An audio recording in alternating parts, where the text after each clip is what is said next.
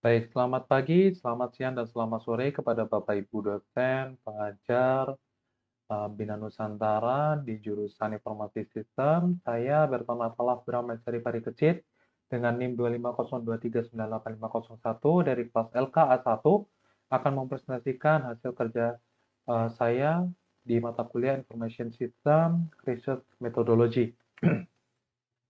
Baik, yang pertama, saya akan menjelaskan tentang background, latar belakang penelitian saya, yakni saya menemukan bahwa perkembangan teknologi saat ini sangatlah luar biasa, yang dimana dulunya teknologi informasi hanya untuk berbagi informasi ataupun melakukan komunikasi, saat ini eh, teknologi tersebut berkembang lebih canggih.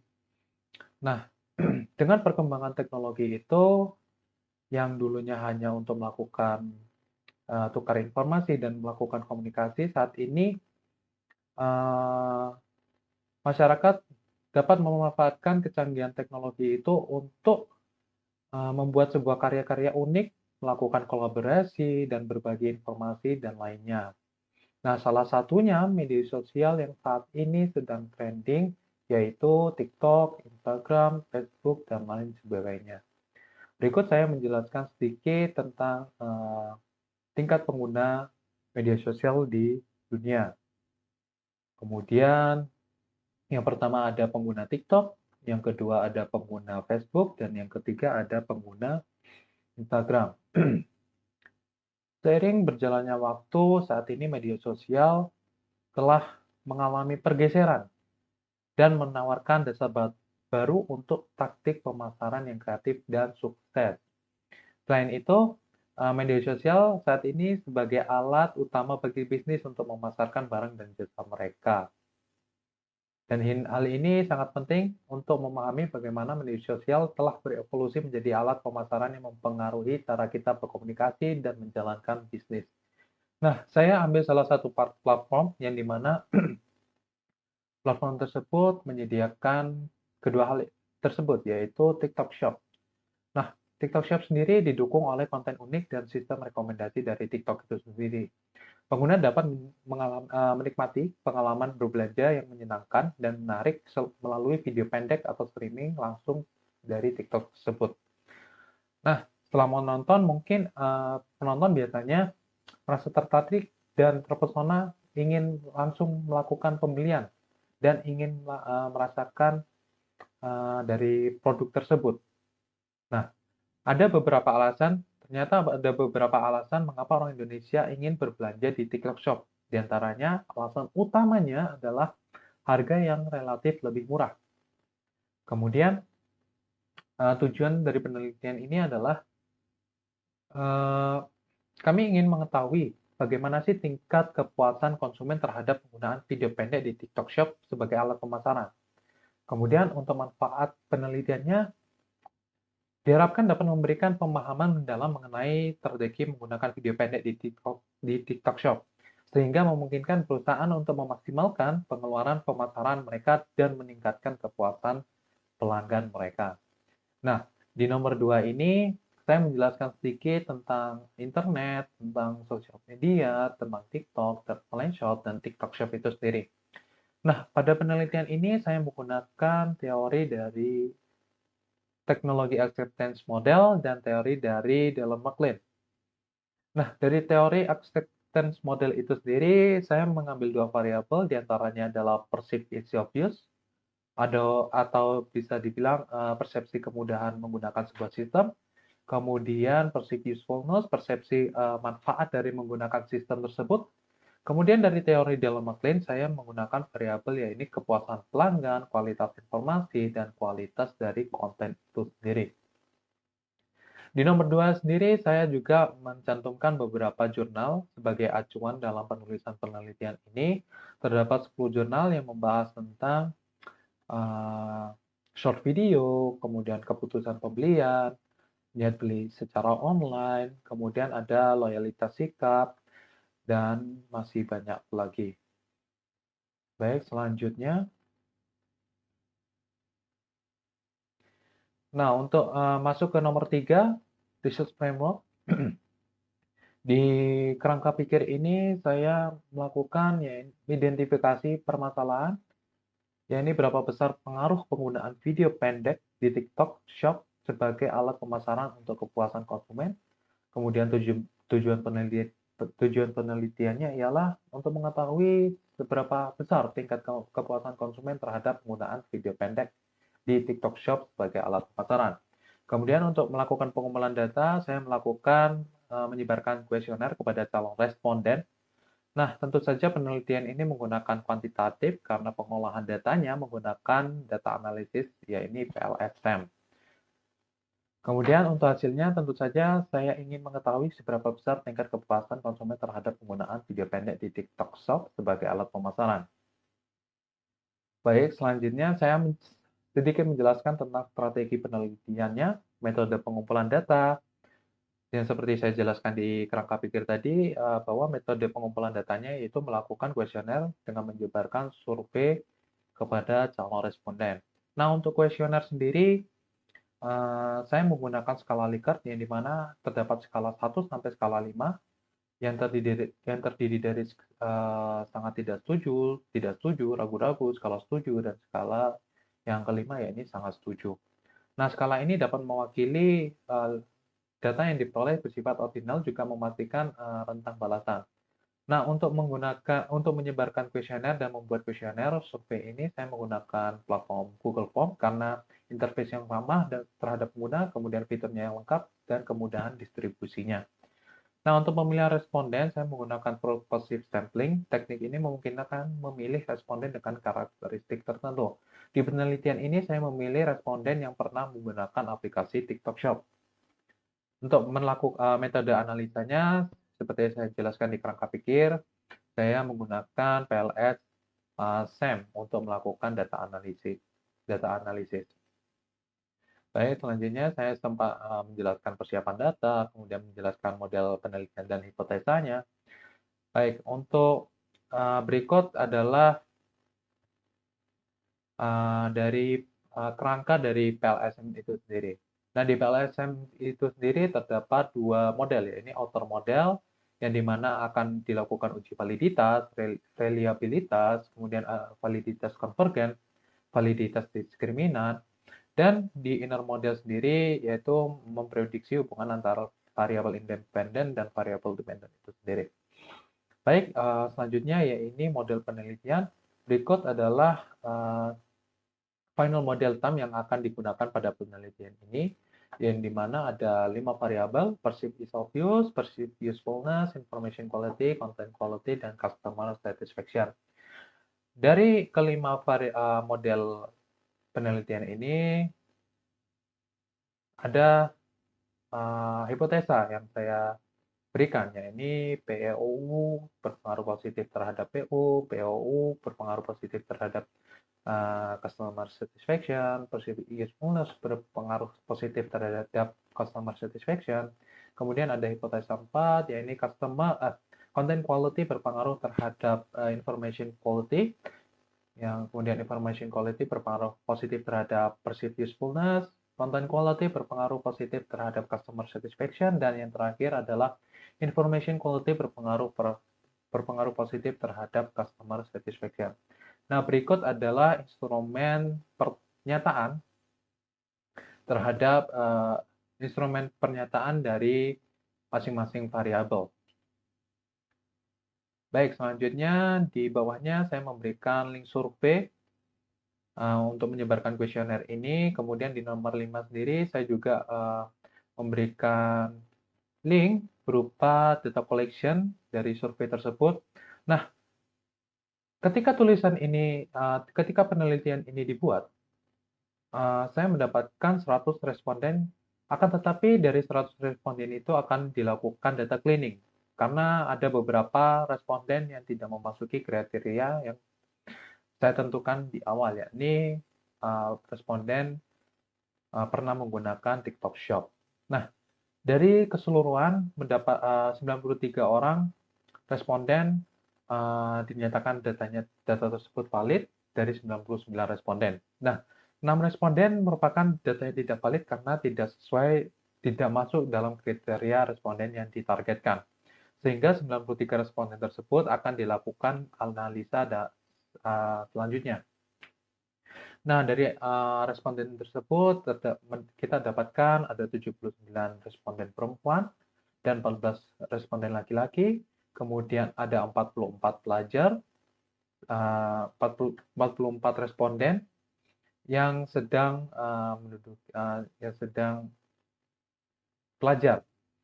Nah, untuk usia di rentang usia 21 sampai 25 tahun dengan total responden ada 48 responden. Kemudian berikut adalah hasil screenshot yang dari data analisis saya.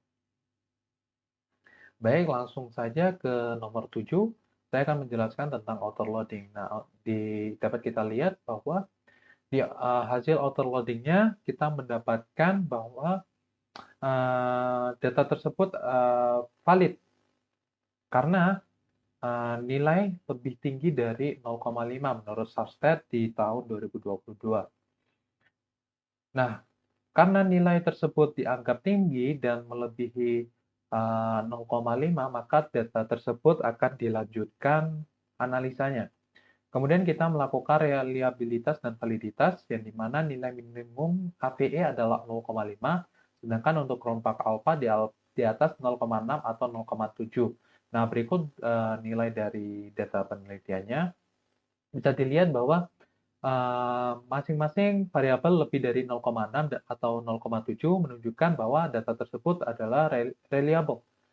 Dan nilai APE yang disarankan adalah 0,50, sedangkan yang kita lihat saat ini adalah nilai-nilai di atas 0,50, sehingga data tersebut bisa dinyatakan reliable. Kemudian kita masuk ke cross-loading.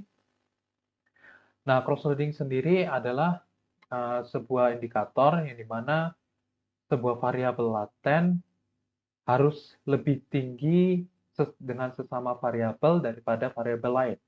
Bisa dilihat seperti di nilai di customer content quality. Nah, bisa kita lihat bahwa nilai cross-loading di content quality memiliki nilai variabel yakni 0,83. Lebih besar dibandingkan dengan nilai korelasi variabel dengan variabel lainnya. Sehingga dapat disimpulkan bahwa apabila sesama variabel nilainya lebih tinggi, maka data tersebut bagus.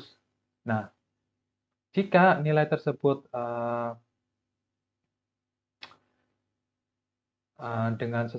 dengan variabel lain lebih tinggi, maka harus dilakukan analisa ulang. Baik, selanjutnya yakni variance inflated factor, yang dimana jika nilainya lebih kurang dari 5 menunjukkan tidak adanya multikolinearitas antar variabel menurut Hare di tahun 2019. Berikut adalah gambar nilai dari variabel yang terhubung. Dapat dilihat bahwa nilai-nilai tersebut di bawah 5, sehingga data tersebut membuktikan tidak adanya multikolinearitas antar variabel. Kemudian kita akan memasuki pengujian hipotesa. Nah, dalam pengujian hipotesanya ini, apabila sebuah hipotesa atau hipotesis dianggap signifikan jika nilai P-nya kurang dari 0,05. Sebaliknya tidak signifikan jika p-value-nya lebih dari 0,05 menurut Hare di tahun 2019. Nah, berikut adalah tabel dari uji hipotesa. Nah, dapat disimpulkan dari uji hipotesa ini, hipotesa yang pertama menunjukkan bahwa hipotesa tersebut diterima dan memiliki pengaruh yang cukup signifikan dengan nilai coefficient 0,231 dan p-value yakni 0,029 yang otomatis di bawah 0,05. Sehingga menunjukkan sebuah korelasi antara kemudahan penggunaan terhadap tingkat manfaat yang dirasakan pengguna. Semakin tinggi kemudahan, maka akan semakin tinggi pula manfaat yang akan dirasakan. Diberikan besar selang kepercayaan 95% untuk pengaruh kemudahan penggunaan TikTok Shop terhadap peningkatan manfaat TikTok Shop antara 0,030 sampai 0,445 dengan besar pengaruh 0,065. Di sini saya memberikan saran yaitu untuk meningkatkan manfaat yang dirasakan, maka perlu meningkatkan kemudahan pemakaian sistem di TikTok Shop itu sendiri. Kemudian untuk hipotesa kedua, dapat kita lihat bahwa hipotesanya diterima dan memiliki pengaruh yang tidak signifikan dengan nilai PET koefisien 0,055 dan p-value-nya 0,584 yang otomatis lebih besar dari 0,05. Nilai tersebut menunjukkan bahwa adanya korelasi antara kemudahan penggunaan terhadap kepuasan konsumen yang dirasakan. Namun, semakin tinggi kemudahan untuk menggunakan, maka akan semakin tinggi pula pada kepuasan konsumen. Besar selang yang diberikan adalah 95% untuk pengaruh kemudahan penggunaan TikTok Shop terhadap kepuasan pelanggan. Di antara minus 0,160 sampai 0,236 dengan besar pengaruh sebesar 0,004. Nah, besar pengaruh kemudahan penggunaan terhadap kepuasan yang sangat kecil, perlunya ada perbaikan dan perubahan sehingga kemudahan untuk menggunakan dapat memberikan rasa puas terhadap pengguna. Masuk ke dalam hipotesis ketiga menunjukkan bahwa hipotesis diterima dan memiliki pengaruh yang sangat signifikan dengan nilai PET koefisien 0,538 dan p-value 0,000 yang otomatis lebih kecil dari 0,05. Nah, nilai ini menunjukkan korelasi antara manfaat terhadap kepuasan pelanggan. Nah, diberikan besar selang kepercayaan 95% untuk pengaruh manfaat yang dirasakan dan terhadap kepuasan pelanggan di antara 0,272 sampai 0,750 dengan besar pengaruh manfaat yang dirasakan pengguna TikTok terhadap kepuasan pelanggan adalah X-square 0,265. Di sini saya memberikan saran yaitu perlunya ada peningkatan fitur, kualitas dari TikTok Shop sehingga pelanggan dapat merasakan manfaat dari fitur tersebut sehingga akan meningkatkan kepuasan pelanggan. Selanjutnya hipotesa keempat yaitu hipotesa diterima dan memiliki pengaruh yang sangat signifikan seperti di hipotesa ketiga, yang dimana PET koefisiennya ya ini cukup tinggi 0,681 dan p-value-nya 0,000 otomatis di bawah 0,05. Nilai ini menunjukkan korelasi antara kualitas konten terhadap kualitas informasi. Semakin tinggi kualitas konten maka akan semakin tinggi pula nilai kualitas dari informasi tersebut. Besar selang kepercayaan yaitu 95% untuk pengaruh kualitas konten di TikTok Shop terhadap kualitas informasi di TikTok Shop adalah antara 0,583 sampai 0,789.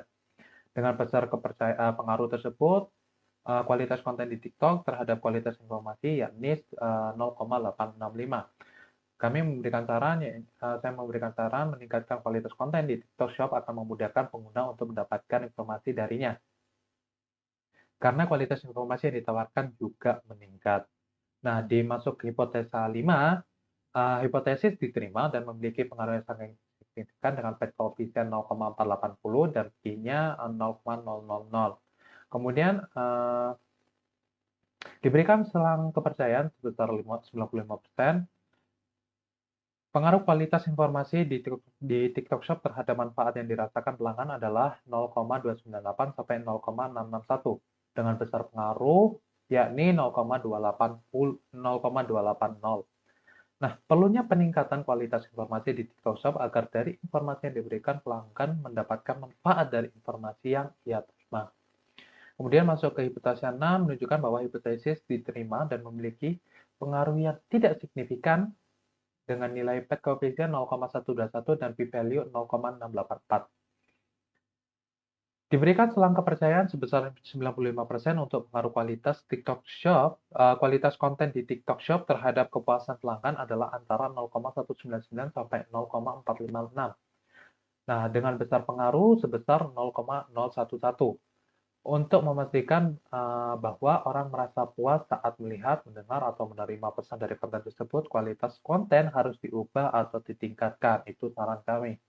Kemudian masuk ke hipotesa terakhir, hipotesis ketujuh, menunjukkan bahwa hipotesis diterima dan memiliki pengaruh tidak signifikan dengan nilai PET koefisien 0,061 dan p-value 0,474, yang dimana nilai tersebut uh, menjadi bukti bahwa hipotesis tersebut uh, memiliki pengaruh yang tidak signifikan. Diberikan selang kepercayaan sebesar 95% untuk pengaruh kualitas informasi di TikTok Shop terhadap kepuasan pelanggan adalah antara minus 0,223 sampai 0,370. Dengan besar pengaruh sebesar 0,004. Oleh karena itu, kami memberikan saran kualitas informasi diperlukan untuk memastikan bahwa pelanggan dapat memperoleh informasi ditawarkan dan kepuasan pelanggan dapat dirasakan. Kesimpulan dari penelitian ini adalah, berdasarkan penelitian di atas, secara keseluruhan pengguna TikTok Shop merasa puas dengan adanya video pendek sebagai alat pemasaran dari TikTok Shop. Kemudian sistem dapat memberikan pengaruh signifikan terhadap manfaat yang dirasakan. Manfaat yang dirasakan, pengguna akan memberikan kepuasan pelanggan. Apabila sebuah kualitas konten baik, apabila sebuah kualitas konten baik, maka akan memberikan pengaruh signifikan terhadap kualitas informasi yang akan disampaikan. Jika pelanggan mendapat kualitas informasi yang baik, maka informasi tersebut akan memberikannya manfaat sebagai referensi ketika mencari sebuah produk. Hasil analisis yang telah dilakukan diketahui bahwa 7 hipotesis tersebut diterima, akan tetapi terdapat 3 hipotesis memiliki pengaruh yang tidak signifikan. Di antaranya ada hipotesis kedua, hipotesis ke-6, dan hipotesis ke-7. Sehingga dapat disimpulkan bahwa hasil analisis dalam penelitian ini menunjukkan 3 hipotesis tidak ada pengaruh yang signifikan antara kemudahan menggunakan kualitas konten dan kualitas informasi terhadap kepuasan konsumen. Mungkin ada lebih banyak variabel yang tidak dipertimbangkan dalam model penelitian ini.